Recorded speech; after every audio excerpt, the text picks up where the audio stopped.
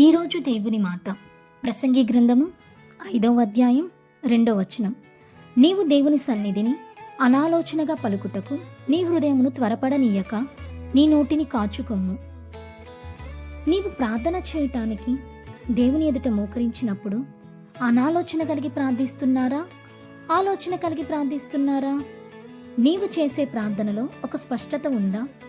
మనం రోజు ప్రభువు నేర్పిన ప్రార్థన పరలోక ప్రార్థన చేస్తాం. అందులో మన ఎడల అపరాధములు చేసిన వారిని మేము క్షమించిన ప్రకారం మా అపరాధములను క్షమించుము అని రోజు అడుగుతున్నాం.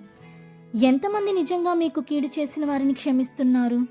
మనల్ని మనం విమర్శించుకుందాం. మనం ప్రార్థన చేయాలి అనుకున్నప్పుడు మన మాటలు ముందే సిద్ధపరచుకొని ఉండాలి. భూలోక సంబంధమైన నాయకుల దగ్గరికి పోయినప్పుడే మనం మన సమస్యలని ఒక లెటర్ టైప్ చేసుకొని వెళ్తాం.